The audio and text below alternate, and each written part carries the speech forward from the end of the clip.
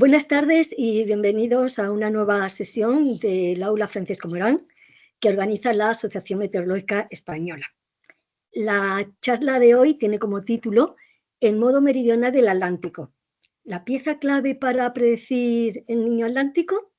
Bien, pues la respuesta a esta interesante pregunta nos la dará en breve la doctora Marta Martín del Rey. No cabe duda de que la posibilidad de predecir las anomalías en el Atlántico tropical es un aspecto relevante y crucial en la variabilidad climática, es decir, en comprender mejor cómo funciona la variabilidad climática, no solo por sus efectos en los lugares en donde se tiene lugar estas anomalías, sino además por sus teleconexiones, tanto en el espacio como en el tiempo, ¿no? Así que está garantizado que vamos a aprender mucho con esta charla. Así que bueno, que muy bien que estemos aquí, que estéis ahí asistiendo. Bien, antes de iniciar la exposición, permitidme una breve presentación curricular de nuestra ponente. Marta es licenciada en Ciencias Físicas por la Universidad de Salamanca. Realizó después el máster en Meteorología y Geofísica de la Universidad Complutense de Madrid y en el 2015 se doctoró en esta misma universidad, un doctorado en física. Bien, desde entonces, desde 2015 hasta su actual puesto como investigadora postdoctoral Ramón y Cajal en la Universidad Complutense de Madrid, concretamente en el Departamento de Física de la Tierra y Astrofísica, ha estado contratada en otros centros de investigación. Así, justo después de su defensa doctoral, estuvo hasta el 2017 en París, después hasta el 2018 en Toulouse y a continuación en Barcelona, hasta 2021, concretamente en el Instituto de Ciencias del Mar. Bien, la investigación que desarrolla Marta se centra en variabilidad climática tropical, tanto en el Pacífico como en el Atlántico, y por tanto explora sobre esos mecanismos, esos procesos de interacción aire-océano que generan precisamente los fenómenos ENSO, es decir, el Niño Oscilación del Sur en el Pacífico, y el Niño Atlántico, el homólogo en el Atlántico, ¿no? Asimismo, estudia esos procesos de esos patrones o modos climáticos asociados a estas anomalías oceánicas en ambas cuencas, ¿no?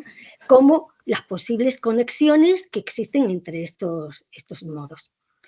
Pero además, paralelamente, Marta desarrolla una línea de investigación que trata sobre las relaciones del clima con la salud y en concreto ha estudiado la relación entre las condiciones ambientales y la propagación del COVID-19 y el impacto del clima en la incidencia de la meningitis en África Occidental. Y así, en esta línea también está interesada en explorar cómo la variabilidad climática puede influir en los brotes de ciertas enfermedades como son el cólera, el dengue y en la adherencia del VIH en África.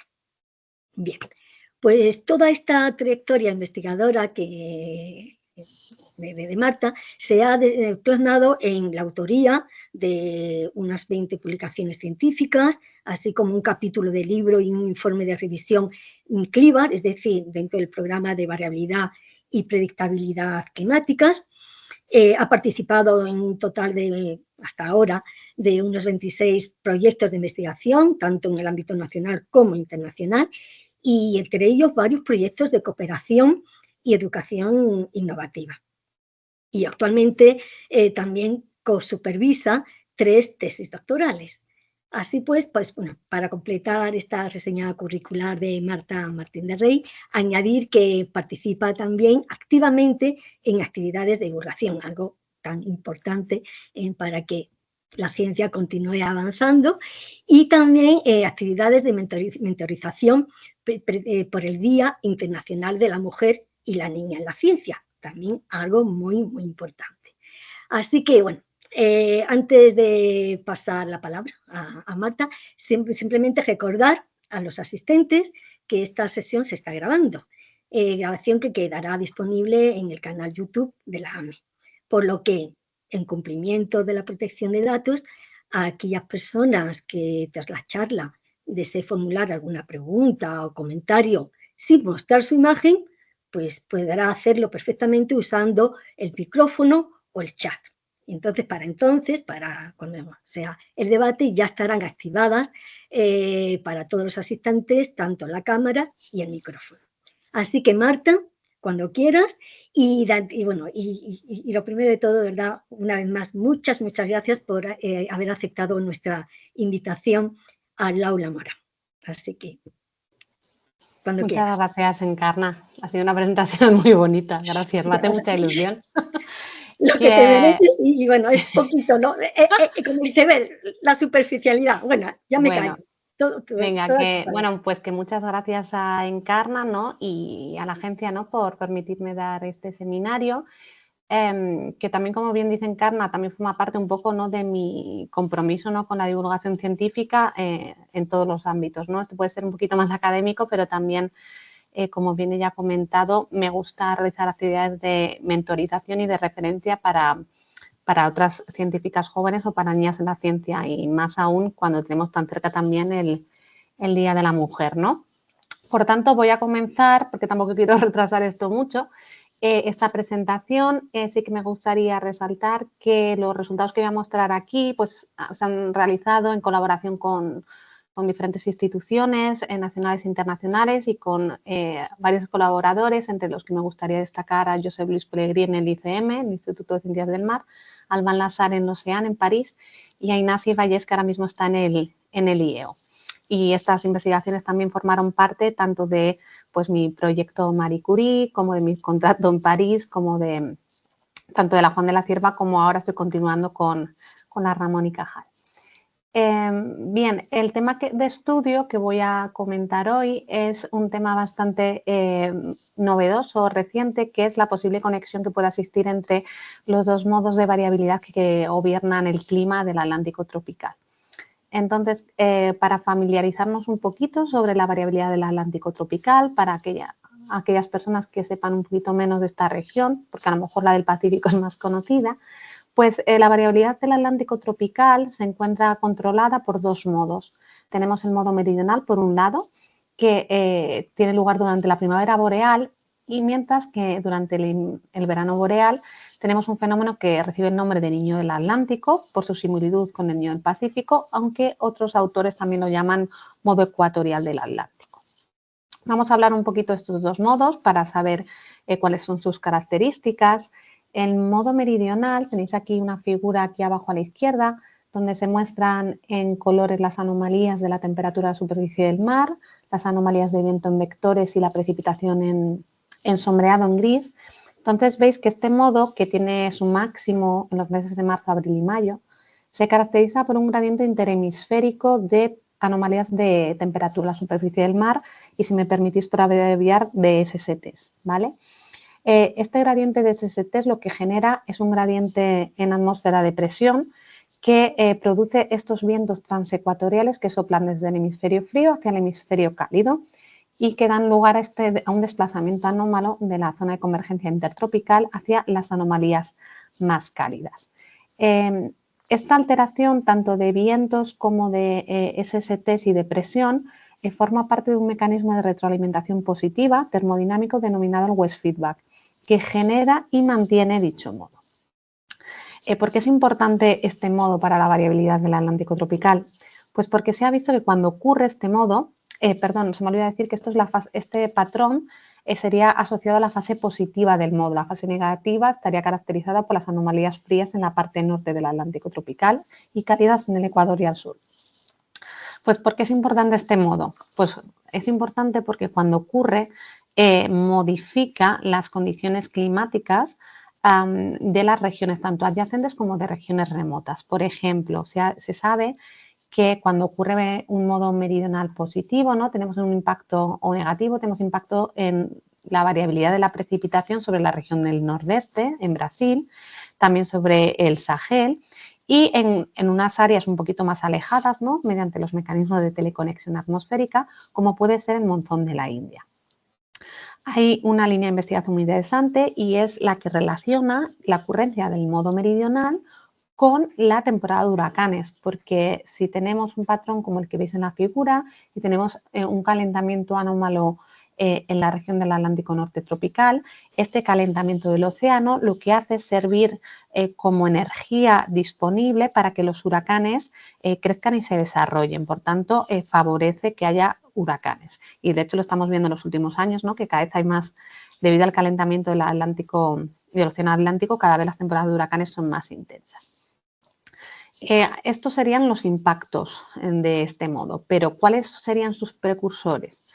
Pues bien, hay artículos que indican cómo las intrusiones del polvo sahariano, que se quedan en suspensión sobre el Atlántico norte tropical, reducen la radiación de onda corta incidente, que calienta la superficie, por tanto, dando un efecto neto de enfriamiento, lo que daría lugar a un modo meridional negativo. Existen también muchos estudios que relacionan la aparición de este modo, del modo meridional, con el fenómeno ENSO en el Pacífico. Y estas relaciones se han visto que pueden ser en las dos direcciones. Es decir, hay una teleconexión del mecanismo del fenómeno del ENSO muy conocida, que es que cuando ocurre un niño del Pacífico en el invierno boreal, por una teleconexión atmosférica, ¿no? Por esas ondas atmosféricas que llegan aquí al Atlántico norte y subtropical, alteran los sistemas de presión y un niño en el Pacífico en el invierno boreal daría lugar a un patrón de este tipo, a un calentamiento en la región del Atlántico norte tropical. Pero de igual manera, en las últimas décadas se ha descubierto cómo cuando ocurre durante la primavera boreal este patrón, en modo meridional positivo, digamos, este patrón positivo puede alterar a su vez también la circulación atmosférica y favorecer el desarrollo de una fase contraria, es decir, de la niña en el Pacífico al invierno siguiente, generando este tipo de conexión, lo que se llama conexiones entre cuencas oceánicas. Y que todo esto da una predictabilidad de estos fenómenos de variabilidad climática que es tremendamente importante tanto para la comunidad científica como para los sistemas de predicción. Ahora bien, si nos movemos hacia el otro fenómeno de interés en esta charla, que sería lo que se conoce como el niño atlántico, la fase positiva de este fenómeno la tenéis dibujada aquí en esta figura de la derecha y se caracterizaría por esta lengua cálida de anomalías asociada con un debilitamiento en los vientos alisios y una convergencia en la banda ecuatorial. Estas anomalías cálidas lo que producirían sería un desplazamiento hacia el ecuador de la zona de convergencia intertropical, produciendo una alteración del régimen de precipitaciones tanto sobre la región de Sudamérica como la región del Golfo de Guinea, pero también es capaz de alterar la atmósfera, ¿no? De generar esos mecanismos de teleconexión, modulando las precipitaciones de regiones de áreas muy remotas, como bien pueden ser la del sector euromediterráneo o la cuenca del Índico. De igual manera que comentaba para el modo meridional, existen una línea de investigación y multitud de trabajos que han mostrado cómo la ocurrencia en el niño atlántico está relacionada con la ocurrencia de otros modos de variabilidad tropicales. Así, de hecho, es un resultado pionero del grupo y en el que yo realicé mi tesis doctoral. Este niño atlántico es capaz de predecir, de alterar la circulación atmosférica, la circulación de Walker, la ecuatorial, y favorecer el desarrollo de una niña en el Pacífico al invierno siguiente. En estudios bastante recientes, a partir del año 2020, se ha visto también cómo fenómenos de variabilidad en el Océano Índico, como es un gradiente zonal de SSTs que se llama el dipolo del Índico, parece contribuir a generar un fenómeno del niño atlántico, porque el dipolo del Índico ocurre durante el otoño boreal, entonces unos meses antes, y es capaz de alterar la circulación atmosférica a través de ondas atmosféricas y de las circulaciones y favorecer el desarrollo de este patrón. Por tanto, de nuevo, el niño atlántico también está relacionado con lo que se conoce como las relaciones entre cuencas tropicales. Pero lo que nos interesa, lo que a mí me interesó en su momento, y es el objetivo de esta charla, es saber si estos dos fenómenos de variabilidad del Atlántico y tropical pueden estar conectados entre sí. Si miramos la ventana de oportunidad, vemos que uno ocurre en la primavera boreal y otro en el verano boreal. Por tanto, tenemos una serie de predictabilidad, ¿no?, de ventana de oportunidad que nos podría decir que uno pudiera preceder al otro, ¿vale? Pero claro, obviamente esto no es una idea nueva, ¿no? Y no soy la primera persona que se lo ha planteado. Pues eso, fijaros, desde finales de los 90 ya hay varios autores que intentan establecer si puede existir un vínculo entre estos dos modos y proponen una diversidad de mecanismos. Existen ciertos estudios que dicen que realmente es el desplazamiento latitudinal de esta zona de convergencia intertropical la que modula que transicionemos de un modo meridional al ecuatorial. Otros autores analizan la descarga de contenido de calor entre el Ecuador y fuera del Ecuador y establecen que eso podría estar relacionado con estos modos o con la transición entre estos modos. Y en trabajos ya más recientes, más cercanos, se habla de una propagación de ondas oceánicas. Pero si revisamos todos estos trabajos, realmente no se establece ningún consenso sobre qué tipo de conexión se establece entre ellos, en qué escalas temporales, porque unos hablan de escalas interanuales, otros hablan de escalas decadales, y tampoco de los mecanismos, ¿no?, subyacentes, que son los que controlan esta posible conexión. Me voy a centrar ahora en los resultados de Folk y de McFadden en el año 2010, que es este trabajo que os presento en esta diapositiva, porque fue para mí cuando lo leí como es la semilla que me hizo empezar esta línea de investigación. Estos autores dicen, vale, vamos a hacer el ejercicio vamos a analizar el registro observacional y a ver si realmente el modo meridional y el modo ecuatorial están relacionados o no están relacionados. Entonces lo que hacen es, cogen un índice en estas dos cajas verdes como característico del modo meridional y hacen un mapa de regresión, que es este mapa que veis aquí de las anomalías de viento y de SST en abril, y muestran, pues, como veis, un modo meridional positivo, ¿no? Calentamiento en la parte norte, enfriamiento en el Ecuador y la parte sur, y esos vientos transecuatoriales que hablábamos que soplan del hemisferio frío al hemisferio cálido. Y se plantean si este modo positivo meridional pudiera estar relacionado con un modo negativo del niño atlántico, es decir, con lo que se conoce como una niña del Atlántico. A simple vista podríamos decir, hay una cierta coincidencia, ¿no?, de estructura espacial en lo que son las anomalías frías del Ecuador y del sur que se ven en el modo meridional y las de la niña del Atlántico. Por tanto, estos investigadores dicen, vale, vamos a ver si esto se relaciona en esta dirección, ¿vale? En este sentido, en el modo meridional del Atlántico, una fase positiva con la fase negativa del niño atlántico, es decir, con una niña del Atlántico. Y entonces estos autores lo que ven es que si tenemos estos vientos transecuatoriales que soplan de sur a norte, al norte del Ecuador estos vientos van a hacer un giro anticiclónico que lo que va a generar es, este giro anticiclónico de viento lo que genera es un hundimiento de la termoclina, ¿vale?, y un levantamiento de la superficie del nivel del mar en superficie. Por tanto, genera una perturbación baroclínica de la SSH y luego en termoclina, ¿no?, en profundidad, y esa perturbación se va a propagar como una onda oceánica de Rossby desde que se genera, imaginaros en este punto de aquí, y se va a propagar, porque las ondas de Rossby fuera del Ecuador se propagan hacia el oeste, y se va a reflejar en la costa y va a volver por aquí, por la banda ecuatorial, como una onda oceánica de Kelvin. Esto es lo que tenemos en estos dos diagramas de aquí, que supongo no estaréis muy familiarizados porque además cuestan un poco entenderlos. Estos se llaman diagramas de Hofmüller, que tenemos el tiempo en el eje vertical, ¿vale?, desde abril a octubre, y en el eje horizontal tenemos las longitudes.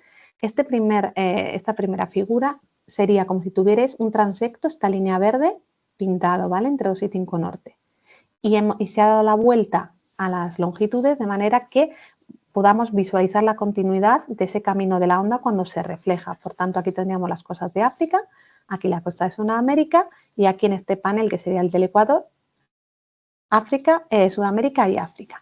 Entonces, podéis ver como aquí en contorno sería este rotacional del viento, que genera una perturbación positiva, un levantamiento de la SSH, que son estos colores rojos, que si los veis, que tengo pintada una flecha para que se siga mejor, se propaga como una onda de Rossby de primavera a verano, ¿vale? Hacia el oeste, rebota o se refleja, mejor dicho, en la costa de Sudamérica y vuelve viajando por el Ecuador durante los meses de verano, lo atraviesa. Entonces, este mecanismo, estos autores ven que existe este mecanismo de onda, ¿no? De una onda de hundimiento, y que esa onda de hundimiento lo que tiende a hacer es a revertir esas condiciones frías que teníamos en primavera en el Ecuador, asociadas con una onda fría de afloramiento de Kelvin que favorecería estas condiciones frías. Por tanto, lo que dicen estos autores es: no existe una conexión entre el modo meridional positivo y la línea del Atlántico, porque este mecanismo de reflexión de onda destruye, junto con la onda anteriormente fría que venía de afloramiento, produce una interferencia destructiva, entonces queda en nada, ¿vale? La relación, y de hecho lo mostraban pues correlacionando los índices característicos de este patrón con los de la línea del Atlántico, y la correlación les salía prácticamente muy bajita, ¿no? Casi cero. Entonces, la conclusión de estos autores es: no existe conexión. Pero a mí estos resultados me sugirieron una idea, y es, bueno, no existe conexión, no lo veo tan evidente, porque, es decir, claro, entiendo la interferencia destructiva, pero si os fijáis, esta onda de hundimiento de Rossby que se refleja en el Ecuador, lo que tendería al hundir la termoclina a lo largo del Ecuador sería que tendería a favorecer un calentamiento. Por tanto, ¿por qué este mecanismo no podría ser importante para generar variabilidad ecuatorial? Con esta idea en la cabeza, lo que decidimos hacer en París fue, vale, vamos a ver realmente cómo de importante es este mecanismo de reflexión de la onda de Rossby y las condiciones ecuatoriales para que se produzca una conexión realmente entre el modo meridional y el niño del Atlántico.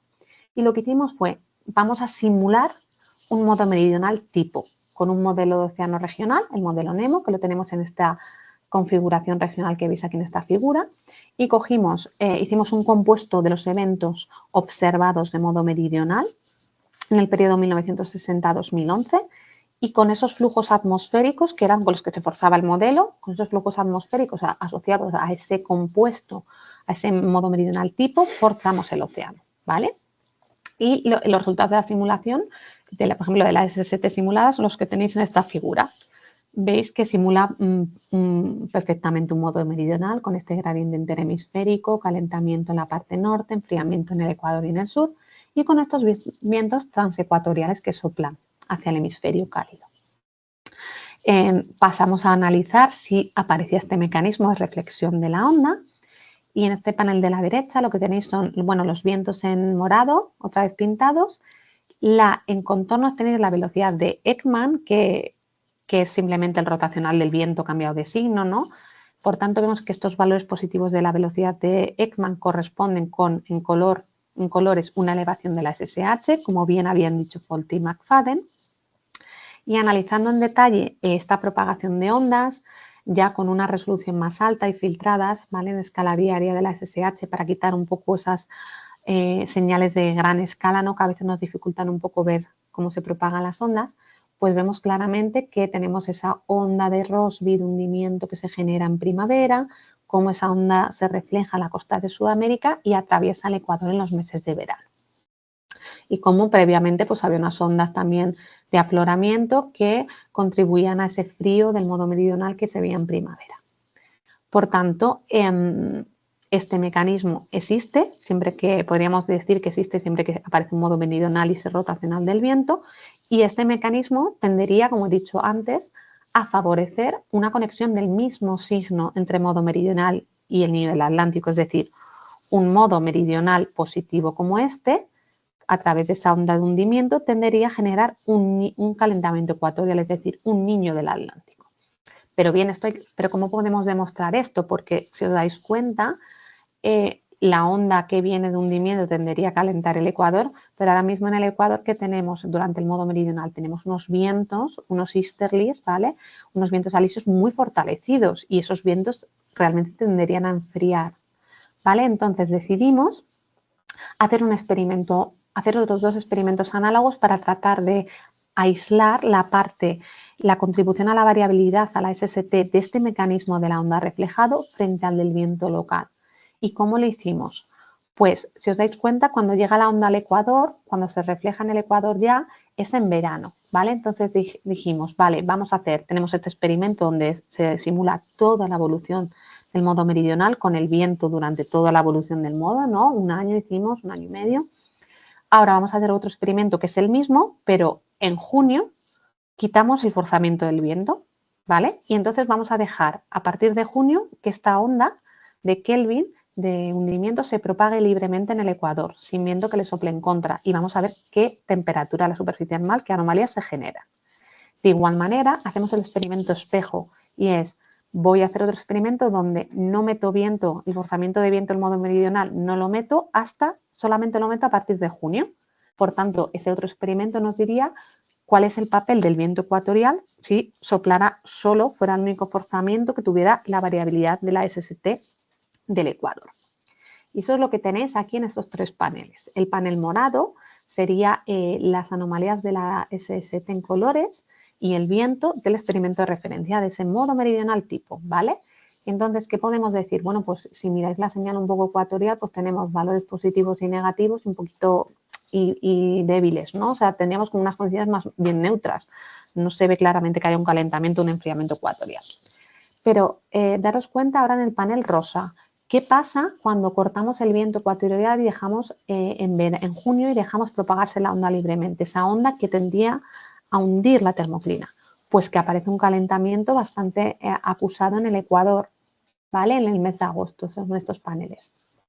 Y en el experimento espejo es en el que solo vemos el forzamiento de viento a partir de verano, lo que tendríamos sería pues lo contrario. Esos vientos alisos fortalecidos tenderían a generar un enfriamiento. Para mirar con más detalle y sobre todo en la región del Atlántico 3, en esta cajita negra, que es esa región como muy característica del experimento del Niño Atlántico, lo que pintamos es en líneas de colores análogas a las cajitas, ¿vale? En la línea morada, la naranja y la rosa, la temperatura, las anomalías de temperatura en esa cajita. Podéis ver cómo la línea morada en el experimento de referencia, durante los meses del verano, ¿no? De julio a septiembre, las anomalías son frías, ¿vale? Pero bastante débiles, entre menos 0,1 y 0, muy débiles, coincidentes con lo que veíamos en el mapa. Y no pasan a ser positivas en el ecuador hasta ya casi fin de año y llegando a valores de 0,1 grado. Sin embargo, cuando quitamos el viento y dejamos ver el papel que tiene esa onda, la reflexión de esa onda de Rossby en una onda de Kelvin, veis cómo es en mediados de julio cuando las anomalías del ecuador se vuelven positivas y se genera un calentamiento que llega casi hasta 0,2 grados. Es decir, el ecuador se calienta más de 2 meses antes que en el experimento que tenemos el viento soplando en contra, ¿no? Y de igual manera, si miráis la línea naranja, el experimento que hemos llamado espejo, si el viento simplemente soplara, generaría anomalías de entre 0,1 y menos 0,1 y menos 0,2 grados, ¿vale? Por tanto, concluimos nosotros en este trabajo que tanto el mecanismo de reflexión de la onda como las condiciones locales de viento ecuatorial modulan la generación, la diversidad de conexiones modo meridional en Niño Atlántico. Si tuviéramos, es decir, es un balance, ¿vale? Lo que yo concluyo es que es un balance. Si tenemos siempre estos 2 mecanismos, dependiendo de la fuerza que tengan cada uno de ellos, vamos a tener un resultado de anomalías de la SST diferente. Si tenemos unos vientos más débiles que soplan en el ecuador y no soplan en contra o no hay viento, gana el efecto de la reflexión de la onda. Por tanto, podríamos tener una conexión del mismo signo, modo meridional positivo, Niño Atlántico, o modo meridional negativo, Niña del Atlántico, ¿vale? Porque esto es lineal. Pero en cambio, si ganara el viento ecuatorial, ¿vale? Y el mecanismo de onda es más débil, pues eso favorecería una conexión diferente signo. Modo meridional positivo, Niña del Atlántico, o modo meridional negativo, Niño del Atlántico.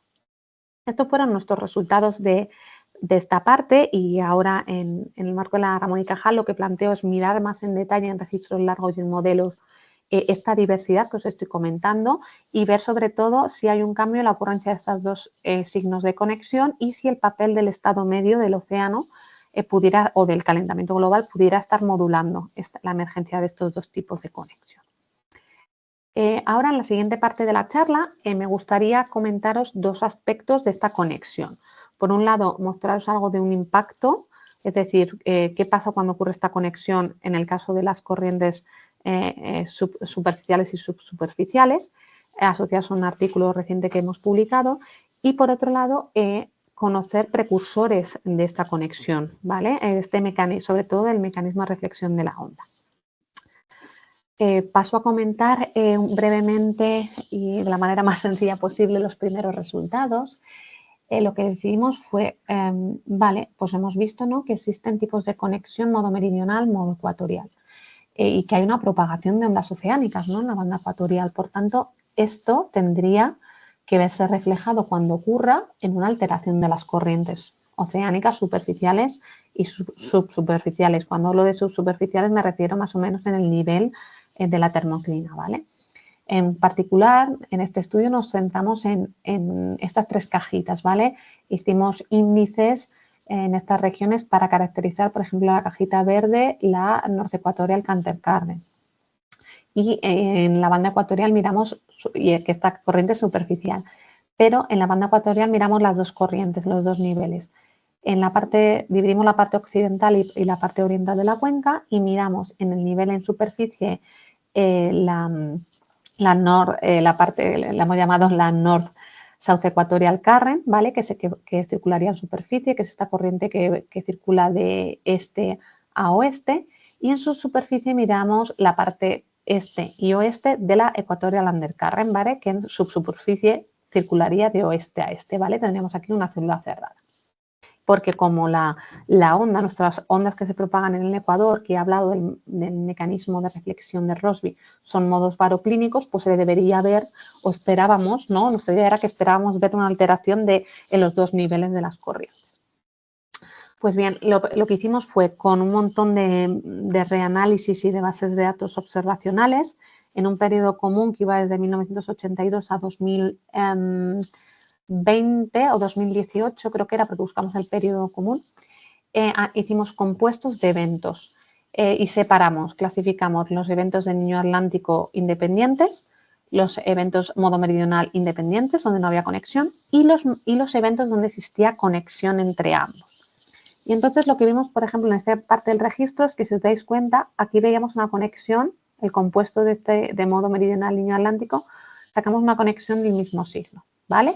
Entonces tenemos, estas son las anomalías y tenemos como... Marta, disculpa, no sé si estás usando el cursor en algún momento, porque yo no veo el cursor en ninguna parte. Cuando a veces te indicas aquí, etcétera, etcétera, Sí, lo estaba usando, pero no se ve, ¿verdad? Exactamente. Bueno, pues si no es posible... Vale, pues sí, os comento de viva voz. Vale, perfecto. Tenlo en cuenta para que nos digas alguna cosita más, para situarnos en el lugar donde te interesa que miremos, ¿sabes? Porque perfecto, el cursor no se ve, ¿eh? Vale, gracias, Encarna. Pues mirad, entonces, y perdonad antes que no me he dado cuenta, pensaba que se veía. Vale, pues en la columna de la derecha lo que tenemos son las anomalías de este compuesto de conexión modo meridional Niño Atlántico, que, como veis, nos muestra una conexión del mismo signo. Tenemos en los meses de febrero y abril un debilitamiento de los alisios en la parte norte de la cuenca, que genera ese calentamiento con máximo junto a las costas de Senegal. Y en los meses de verano, en junio y en agosto, vemos cómo aparece un calentamiento ecuatorial que se asemejaría a un niño atlántico. Por tanto, nos centramos en este último grupo, en esta charla, y vemos, vale, cuando ocurre este compuesto, ¿qué pasa con las corrientes en esas cajas de colores, ¿no?, que he comentado en la diapositiva anterior? ¿Qué es lo que tengo representado en estas curvas, en esta figura de abajo y representado esquemáticamente con flechas en las figuras de arriba?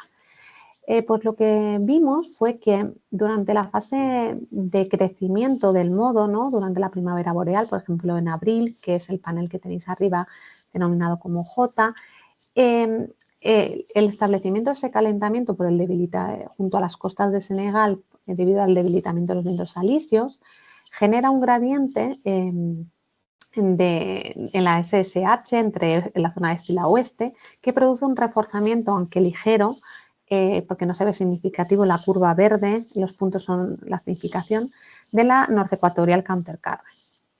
Y a nivel de la banda ecuatorial, durante los meses de abril, teníamos esos vientos transecuatoriales que giraban en el hemisferio norte, pero en el Ecuador están fortalecidos, ¿vale? Entonces, esos vientos fortalecidos lo que hacen es fortalecer nuestras corrientes en niveles superficiales, tanto en el este como en el oeste de la cuenca, que son esas flechas azules y estos valores negativos que vemos en la curva significativos en abril. Mientras que a nivel de subsuperficie también están fortalecidas las corrientes, pero se ven con un poquito de retraso, que son los valores positivos que veis en las curvas, en la figura de las curvas, entre junio y julio en las curvas roja y rosa. Por tanto, esto es lo que ocurre como consecuencia, ¿no?, de este fortalecimiento del viento. Pero ¿qué ocurre en los meses de verano, ¿no?, cuando este ya mecanismo de reflexión de la onda de Rossby ha llegado, que aquí no lo he mostrado por simplicidad, pero está presente en este compuesto? Entonces, cuando llega la onda, esa onda de hundimiento de Rossby que se refleja en una onda de hundimiento en Kelvin y que atraviesa todo el Ecuador, claro, los gradientes de SSH se invierten, ¿vale? Entonces, al invertirse esos gradientes, lo que hace es producir una reducción de las corrientes superficiales, de unas corrientes anómalas hacia el oeste, aparecerían, como indico las flechas en el panel superior de derecha, y que se ve reflejado en esos valores positivos que tenemos en las curvas azul oscura y azul claro entre junio y septiembre. Y esa reducción se ve también en niveles de la termoclina, en las curvas roja y rosa, que están representados con esas corrientes subsuperficiales de este a oeste con las flechas en el panel L, que esos serían asociados a valores, los valores negativos que aparecen en octubre-noviembre en las curvas. Por tanto, concluimos en este estudio que la aparición, ¿no?, de esta conexión entre el modo meridional y el niño del Atlántico, a través de esa propagación de ondas oceánicas, modifica también sustancialmente la circulación oceánica de la banda ecuatorial, que también tiene una importancia fundamental para generar variabilidad ecuatorial. Por tanto, este mecanismo de conexión, el mecanismo de reflexión de la onda de Rossby, como yo lo he llamado, es fundamental para la predictabilidad de la variabilidad del Atlántico ecuatorial, una predictabilidad que está bastante comprometida actualmente y sobre todo porque los modelos climáticos no son capaces de representar bien el clima de esta región. Por tanto, conocer los mecanismos que dan variabilidad a la banda ecuatorial y a la SST de la banda ecuatorial, así como sus precursores, es de vital importancia. Voy a pasar ahora a hablar un poquito de cuáles pueden ser precursores, ¿no?, de este mecanismo de reflexión de onda, además del modo meridional, ¿no? Y lo voy a hacer mencionando dos estudios previos. Un primer estudio que realizamos en 2018 y otro en 2019 mostraba cómo el fenómeno ENSO es capaz de generar esas anomalías cálidas, como os había comentado en el panel de la arriba a la derecha, en la región norte del Atlántico tropical, y debilita los vientos alisios en la parte norte y fortalece los alisios en el Ecuador, generando esos vientos transecuatoriales que dan lugar a la rotación del viento al norte del Ecuador, que dispara este mecanismo de reflexión de Rossby del que hemos hablado. En concreto, nosotros en este artículo veíamos cómo estas anomalías forman este patrón en forma de herradura que estáis viendo en el panel superior, que en el panel inferior es el mismo patrón, pero está cambiado de signo por simplicidad, por mostrar calentamiento ecuatorial. Y lo que vimos en este estudio, analizando un balance de calor y los mecanismos asociados a por qué se generaba este modo, que aparecía nuevo en unas determinadas décadas, veíamos como en este caso, por ejemplo, aparecía el modo en fase negativa, ¿no?, este modo de reflexión de una onda de afloramiento de Rossby que se reflejaba en Sudamérica y volvía como una onda de afloramiento de Kelvin.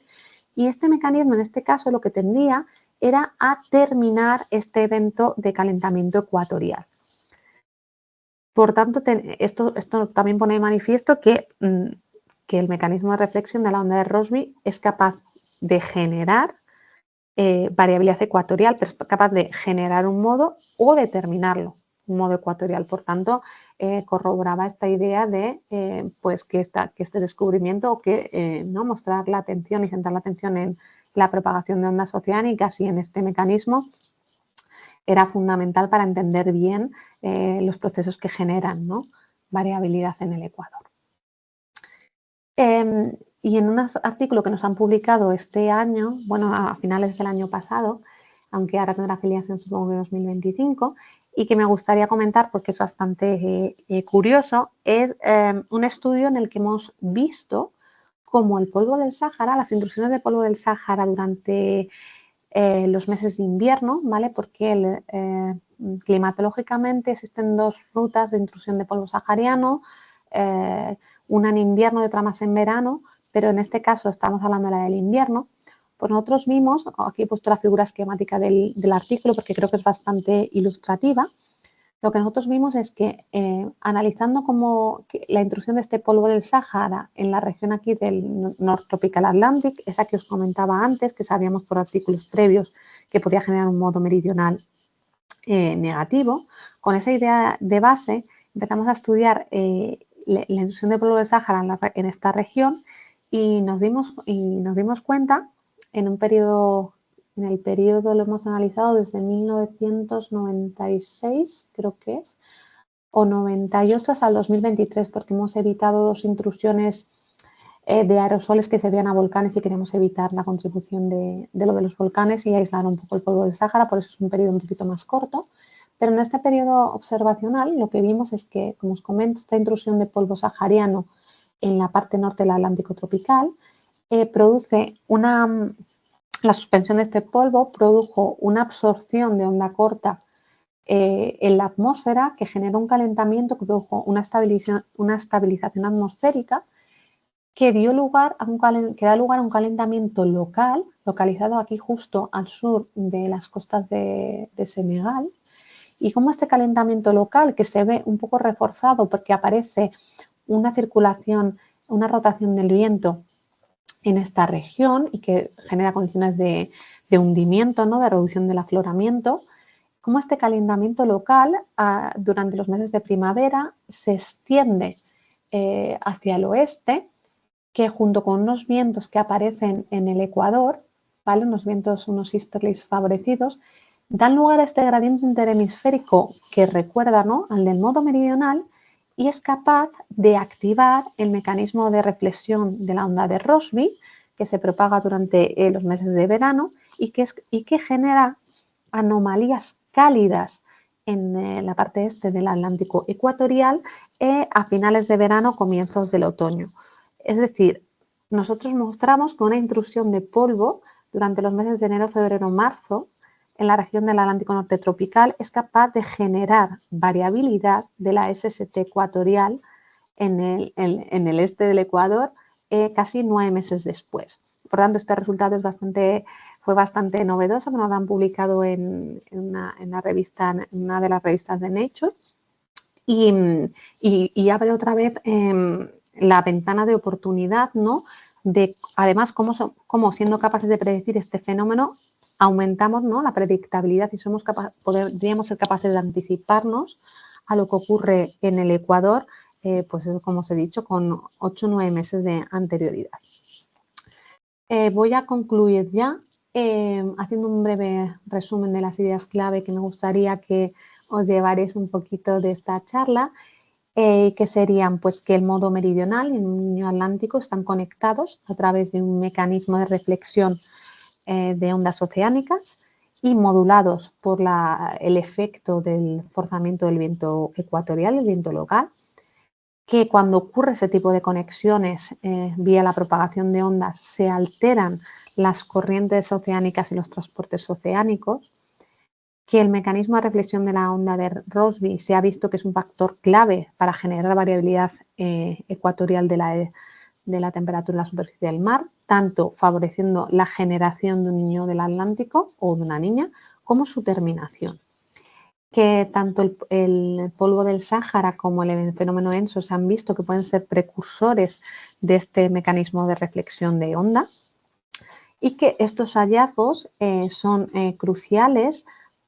Este conocimiento es crucial, ¿no?, para mejorar la simulación y la predicción de la variabilidad del Atlántico tropical en las simulaciones climáticas, porque conocer que la propagación de ondas es fundamental para generar variabilidad hace que cuando se desarrolle, cuando se hagan mejoras de los modelos, los modelizadores, ¿no?, se den cuenta de que si no se resuelve bien, ¿no?, estos procesos, hay una parte de la variabilidad que no vas a simular y que se está perdiendo.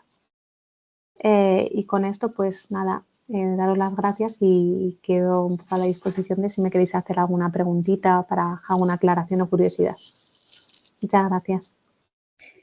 Gracias a ti, Marta.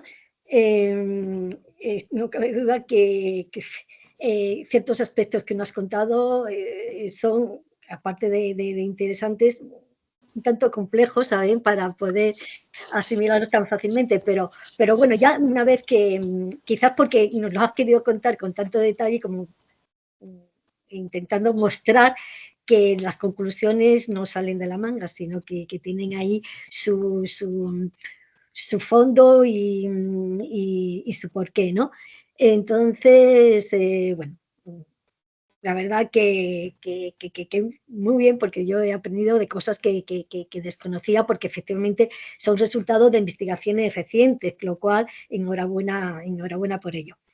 Mientras vamos a ver si la gente se anime y tal, para aquellos que se hayan incorporado quizás un poquito más tarde, recordarles que si quieren intervenir pero que no quieren mostrar su imagen, que no se preocupen, que bueno, pueden formular cualquier pregunta o incluso exponer cualquier comentario utilizando solo el micrófono o el chat, ¿de acuerdo? Que por cierto, estoy viendo que hay algo puesto en el chat, no sé quién, permitidme. No, era sencillamente un aviso por parte de nuestro soporte técnico diciendo que estaba disponible los micros. Vale, pues nada, disculpad, es que pensé que a lo mejor alguien pedía la palabra. Bien, pues volviendo, bueno, que os animéis, que preguntéis, que comentéis algo y haciendo uso del micrófono o del chat o de lo que sea. Y bueno, y mientras, si no os animáis, estaba yo comentando que bueno, que el fondo, la física que hay dentro de todo esto, pues la verdad que no es nada sencillo de asimilar, ¿no? Fácilmente. La cuestión, a mí me ha resultado muy, por una parte, muy interesante, ¿no? La intervención o sea, que el hecho de que el polvo del Sáhara sea algo, la verdad que no me sorprende, pero sí que es interesante que aparezca el polvo del Sáhara como un protagonista más a tener en cuenta en las modelizaciones realizadas con modelos, con modelos que son, que se tienen en cuenta en la interacción océano-atmósfera y tal y cual, pero que creo que tampoco ha sido tan frecuente y tan como de norma incluir en estos modelos de predicción climática el aspecto del polvo sahariano. Entonces, la verdad, a mí esta parte me ha resultado muy, muy, muy interesante. De manera que si nos quiere añadir algo más, pues... Claro, estos resultados nosotros lo hicimos, como os dije... Sí. Perdona, es que pensé que querías que te contestara. Te lanzo la segunda y así tú combinas adecuadamente. Y luego, por otra parte, nos ha comentado el otro protagonista o precursor o que juega un papel importante, que es el ENSO. Una vez más, el ENSO, lo cual nos llama la atención porque todo está en el mismo sistema y entonces hay pues, muchas conexiones, ¿no? Pero, referente al ENSO, sí que quiero recordar en otras exposiciones, como por ejemplo la que tuvo hace tiempo por parte de nuestra compañera Belén Rodríguez de Fonseca, hablando de que no siempre, o sea, por una parte, es verdad que el ENSO, tal como lo has comentado ahora, parece que puede funcionar como un precursor de las anomalías en el Atlántico tropical, pero que también, y también tú nos lo has recordado, pero también al revés, en que una niña, por ejemplo, puede inducir o favorecer posteriormente a un niño del Pacífico. Entonces, claro, al decirnos otra vez que nos puede eso ser un precursor, ahí me lío un poquito, ¿no? ¿Bajo qué circunstancias el ENSO sí puede servir como precursor para activar el mecanismo este del que nos has hablado, de la reflexión de ondas de Rossby, y en qué caso no funciona el ENSO como precursor de este mecanismo? Entonces, bueno, pues nada, ahí lo lanzo y tú comentas lo que te parezca oportuno. Sí, bueno, te contesto a las dos cosas. Primero, recordar que el artículo este que hicimos sobre el polvo lo hicimos con datos de observaciones, ¿vale? Datos satelitales. Entonces, es un periodo, como os comenté, corto, de finales de los 90 a la actualidad. Nuestra idea, de hecho, ahora es intentar analizar periodos largos o modelos climáticos que, como bien decías tú, a lo mejor antes no sabíamos que simulaban el polvo, ¿no? Las intrusiones de aerosoles o de polvo, pero sí. Y de hecho hay un artículo que analiza, por ejemplo, creo que es en ejercicio de Semisis, que o sea, valora como los fallas que tiene en reflejar las intrusiones de polvo sahariano y el movimiento, ¿no?, atmosférico global. Entonces los modelos sí que ahora mismo lo simulan y es una fuente que queremos analizar. Luego, de hecho, con este tema, con lo que es muy importante, el Barcelona Supercomputing Center tiene un departamento y está en la página web destinado a polvo y a predicción de las intrusiones de polvo, y también hacen simulaciones y tal, o sea que es un tema bastante importante y bastante emergente.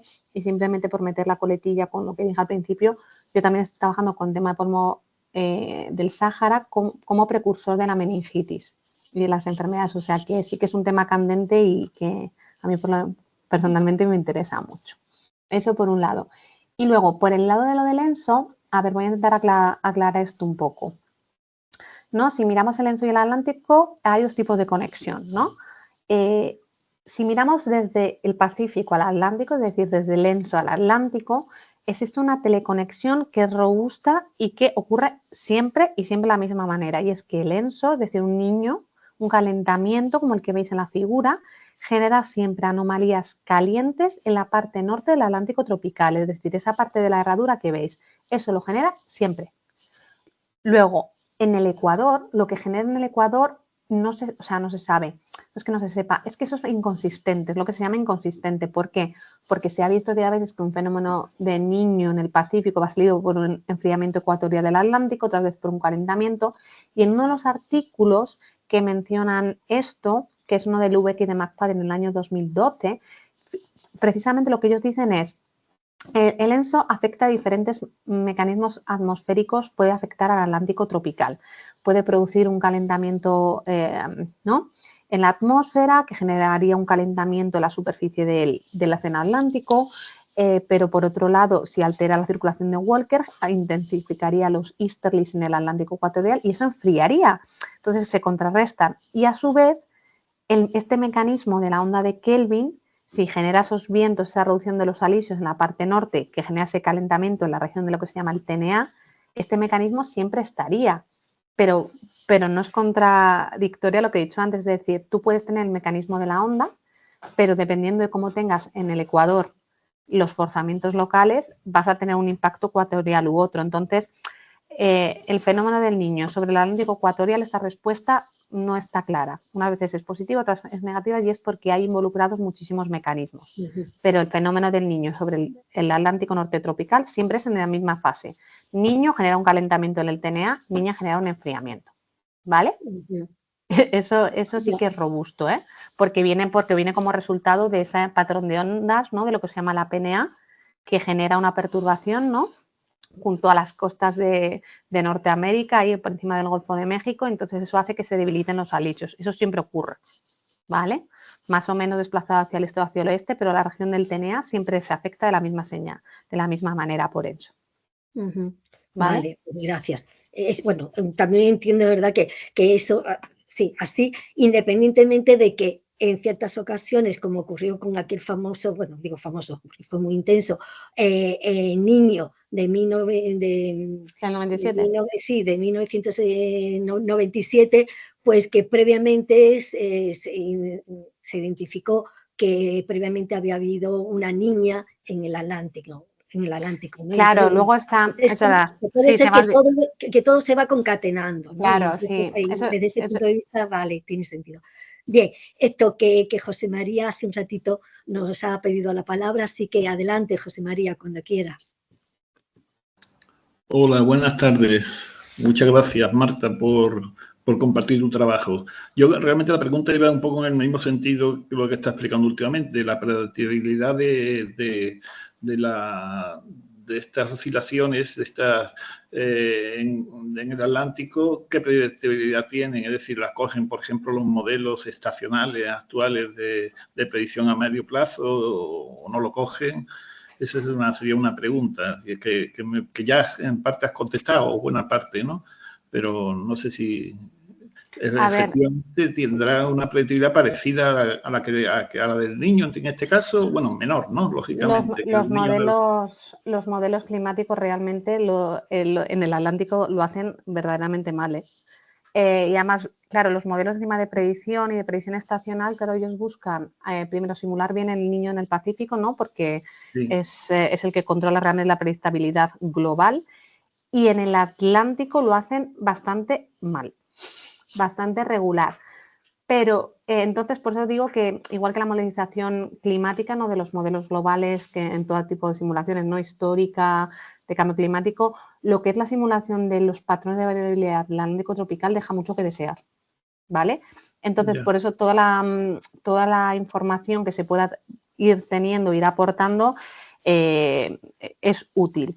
Pero sí que es muy interesante que, aunque lo hagan regular, en el Atlántico, sí que si miras en sistemas de predicción estacional, analiza la predicción de fenómeno del ENSO, teniendo en cuenta esta conexión que decía Encarna de que una niña, por ejemplo, un niño del Atlántico puede predecir una niña del Pacífico, si incluís la información del Atlántico y lo analizas, ves que aumenta el skill. O sea, que las conexiones entre cuencas, que eso es verdad que no lo he mencionado tan claro, que cambió el paradigma hace unos años. Nosotros, cuando empezamos con esto de la conexión del niño Atlántico, la niña del Pacífico, nos costó bastantes años, diría casi una década, que la comunidad científica nos creyera, ¿vale? Porque todo el mundo decía que era estadístico y en el momento en que la comunidad científica se ha dado cuenta de que esto existe, y no solamente que existe entre el Atlántico y el Pacífico, sino que se ha visto que el Atlántico, el Pacífico y el Índico, las cuencas tropicales, se acoplan y desacoplan, ¿vale? Entonces, que los modos de variabilidad entre estas cuencas se acoplan y desacoplan, dando predictabilidad todos entre sí. Entonces, se está haciendo ahora mismo una gran labor en la comunidad, en el panel CLIBAR, en un panel que hay de Tropical Basin Interaction, en el que estamos involucradas, para intentar discernir con experimentos de sensibilidad donde se imponen anomalías observadas o SSTs observadas en una cuenca y se acopla el resto, ¿sabes? Haciéndola una por una, para intentar ver eso, intentar entender las predictabilidades de cada cuenca y cómo son alimentadas o pueden ser alimentadas por las otras, porque eso de cara a sistemas de predicción, a mejorarlos o a analizar de manera correcta los sistemas de predicción, porque estas conexiones entre cuencas se producen en unas décadas y en unas décadas no, es un tema bastante actual, te diría. Es que ahora mismo se está trabajando muchísimo en esto. Sí, vale, estupendo. Una preguntita más en relación con las ondas de Rossby oceánicas, ¿no?, que se propagan hacia, como también las otras, hacia el oeste. Sí. La reflexión entonces será limitada, ¿no?, porque lógicamente la tendencia suya de las ondas es propagarse hacia el oeste, ¿no? Sí, se van hacia el oeste y se reflejan cuando llegan a la costa. Ya, pero la reflexión entonces luego se propagan luego hacia el oeste. Claro, entonces lo que pasa es que cuando digo reflexión es que se reflejan y vuelven hacia el este por el ecuador, ¿vale? Es igual que, o sea, si... no sé si también es como en el Pacífico, ¿no? Tú tienes en el Ecuador las ondas cuando se propagan hacia el este. De hecho, una onda típica de Kelvin en el Ecuador se propagaría hacia el este, y si llega a las costas de África, imagínate, hay una parte que se atrapa por las costas y otra que volvería como fuera del Ecuador, como dos de Rossby hacia el oeste, ¿vale? Las reflexiones se producen cambiándose del Ecuador a fuera del Ecuador, un poquito fuera, ¿vale? A 5 norte, 5 sur. Vale, vale. Muchas gracias. Nada. Gracias a ti, José María. Pues la verdad que no cabe duda que lo que tú acabas, lo que decías, ¿no? Porque te iba a preguntar precisamente qué pasa con el Océano Índico, ¿no? Que de qué manera también puede intervenir. En definitiva, que no cabe duda que a la hora de tener en cuenta la predecibilidad de cualquiera de estos fenómenos, hay que tener presente el impacto o la intervención de las otras cuencas, porque a veces pueden actuar de manera al unísono, es decir, a sumar, y otras veces a contrarrestar, ¿no? Entonces, bueno, pues la verdad que es fascinante, ¿no? Este juego, pero claro, pero es fundamental el tipo de estudios que hacéis, porque se va desentrañando y identificando otros protagonistas, no solamente uno, ¿no? Sino que hay que tener en cuenta otros factores. Así que a mí me parece fascinante y digno de daros la enhorabuena.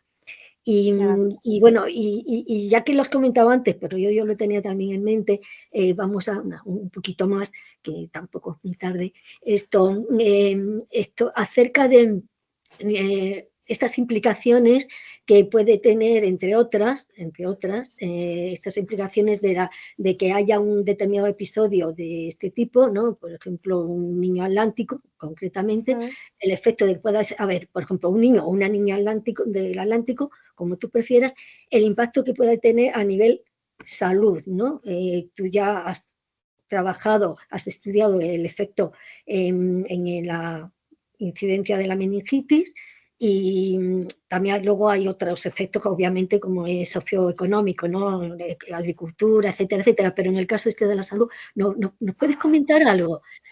Realmente ese tema es un poco el que tengo por realizar, es decir, nosotros pensé que ya tenéis algún resultado. O sea, sí, con meningitis tenemos, pero como de la caracterización primero de los factores ambientales. Ahora estamos haciendo el segundo artículo, o sea, primeramente en la primera parte, porque es parte de una tesis doctoral de una estudiante senegalesa. Entonces, primero ella ha mirado en África Occidental con registros semanales, ¿vale? Ha caracterizado la evolución de la meningitis en 2 periodos, antes y después de la introducción de la vacuna, y hemos analizado si las condiciones ambientales, las condiciones climáticas influyen, ¿vale? Entonces, ella ha concluido de que independientemente de la introducción de la vacuna, que lo que se ve es una reducción sobre todo de la cantidad, ¿no? de la incidencia, la cantidad de afectados, se ve como los precursores climáticos como que determinan un poco el inicio de la meningitis, son el polvo sahariano, o sea, altas cantidades de polvo sahariano, baja humedad relativa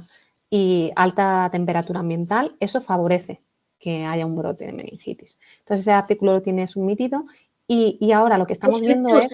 ¿Con qué plazo? ¿Con qué...? Esas condiciones ambientales. Un mes, 2 semanas, un mes. Ya. Claro, porque a nivel de efectos preventivos sería muy interesante que eso, claro. que exista un tiempo de reacción. Sí, es bastante. Entonces, ahora lo que estamos haciendo en el segundo artículo es, vale, como ha visto que el polvo sahariano, las intrusiones de polvo son importantes, estamos mirando ya en escalas interanuales los modos de variabilidad del polvo sobre la región, porque divide la región se llama la región del meningitis belt, ¿vale? Que es como dividir el Golfo de Guinea y el Sahel. Toda esa región, entonces divide las 2 zonas, la incidencia, y lo que estamos mirando es los modos de variabilidad de polvo que gobiernan esas 2 zonas y mirar los precursores oceánicos, porque en resultados preliminares nos ha salido que podía venir forzado por un niño en el Pacífico al invierno meses antes, ¿vale? Estaciones antes, que genera estos cambios en la circulación atmosférica y cambia los sistemas de presiones sobre África. Entonces hace que se atraiga más polvo, ¿no? Del norte hacia estas regiones. Y también nos ha salido algún tipo de señal cerca en el Atlántico Norte, ¿vale? Entonces, eso es lo que estamos un poco ahora mirando. Pero mi idea, y en parte en lo de la Ramón y Cajal, es ver un poco las condiciones ambientales y estos modos de variabilidad, cómo se relacionan con las enfermedades. Pero es verdad que primero hay que hacer un poco la caracterización de lo que es la evolución de la enfermedad y luego mirar para atrás, ¿no? O sea, como de la escala más de alta frecuencia, ¿no? O sea, la más pequeña a luego para atrás. Pero sí, mi idea es mirarlo, durante, ya te digo, durante la Ramón y Cajal me interesa muchísimo. Porque Sí, da predictibilidad, como tú dices. A ti, bueno, y a toda la comunidad científica, obviamente, porque son Pero es verdad que es un poco implicaciones. hándicap este tema que yo he cogido, porque date cuenta que los datos de salud en África es muy difícil tenerlos, ¿vale? Entonces, realmente los datos que hay disponibles que tú puedes tener de la Organización Mundial de la Salud, tienes un dato que es un registro anual por país, un punto, ¿vale? Entonces, claro, y África con los problemas, ¿no?, un poco logísticos también que tiene. Entonces, es muy importante tener colaboradores locales, que por ejemplo nosotros que trabajamos con Ibrahima, que tú te acordarás, en Encarna, Sí. Ibrahima, que ahora forma parte, es asesor del Ministerio de Salud y tiene proyectos muy importantes. Por ejemplo, pues a través de él, por ejemplo, en Senegal o en Dakar tenemos a lo mejor registros de campañas que han hecho y de recogida de datos de meningitis en datos semanales desde 2013 hasta 2023 en 14 distritos de Dakar. Entonces, vale, a lo mejor ahí podemos hacer un estudio local, pero claro, es muy... vamos, muy complicado, ¿no? Acceder y hacer un estudio como súper robusto de datos. Pero bueno, que estamos trabajando en ello, vamos a pedir ahora también un proyecto. Pero es el comienzo, además, mira, ya claro, como acabas de decir, y me consta de que, o sea, esos proyectos de cooperación a los que ya también he comentado que sueles tener, pues ha permitido pues este tipo de intercambio y de colaboración con gente local, gente que se prepara, que trabaja con vosotros, etcétera, y que luego al regresar a sus países revierten esos resultados, de manera que esos resultados al mismo tiempo sirven como sustrato, como alimento para que las autoridades tomen más interés y digan, oye, pues interesa trabajar en esto, es decir, interesa que es proporcionar o conseguir más datos, acceder a los científicos, de atmósfera, de clima, porque con estos datos ellos pueden darnos un fruto que evidentemente les favorece. O sea, que efectivamente que nada es fácil, pero que hay que empezar a trabajar en ello para poder conseguir poquito a poco, paso a paso, pues mejorar, ¿no? Mejorar. Y no cabe duda que algunos brotes están surgiendo, ¿no? Afortunadamente. Así que mucho ánimo y aunque sea difícil, Así que nada. Y bueno, esto ya sí que vamos, y no, como veo que no interviene nadie más, lo que sí, permíteme, Marta, que porque me parece que es un complemento, volviendo a la temática de la charla, me parece interesante como complemento, y además que sobre esto, volver a rescatar a aquellos que estén interesados en el tema. Sugiero que vuelvan a ver en un ratito oportuno la sesión Aula Morán que en septiembre de 2023 tuvimos también sobre la temática de que el niño atlántico que predijo el ENSO. Y entonces hay una serie de aportaciones y de comentarios que a mí me parece que pueden ser muy, muy, muy interesantes a aquellos que quieran conocer más sobre el tema. Entonces, eso, tenerlo en cuenta. En el canal de YouTube de la AME, ahí está cronológicamente todos los vídeos, todas estas grabaciones, y podéis rescatar, si buscáis septiembre de 2023, la charla que impartió la profesora Belén Rodríguez de Fonseca. Y también hay un resumen de esa charla en el blog de la AME, así que si entráis en el blog de la AME, que es fácil porque el acceso es inmediato desde la página principal, entréis ahí y nada, vais bajando hasta localizar septiembre de 2023 y ahí tenéis un resumen de esa charla que, insisto, es muy, muy, muy, muy, muy interesante, muy didáctica y y que aporta muy buenas ideas. Y ya está. Así que ya me estoy extendiendo. Simplemente agradeceros los que habéis asistido, vuestra presencia. José María, como tu intervención pues siempre resulta muy constructiva. Marta, por supuesto, muchísimas gracias por tu generosidad, porque es todo altruista vuestras intervenciones, los ponentes en el Aula Morán. Y también gracias a nuestro soporte técnico, que sin él, a Amadeo, que sin ti no podríamos llevar a cabo todo esto. Así que gracias a todos y recordaros que en 2 semanas tenemos una nueva sesión Aula Morán. Se recordará oportunamente por email a los socios y que tratará, lo tengo aquí anotado, el título, Desentrañando la huella del cambio climático en los eventos extremos. Así pues, también algo, temática muy interesante. Y en este caso el ponente será David Barrio Pedro. Así que será en 2 semanas, es decir, el 20 de marzo. Así que anotadlo en la agenda y espero que nos veamos para entonces. Así que nada, muchísimas gracias y que paséis una buena tarde. Adiós. Muchas gracias. Buenas tardes.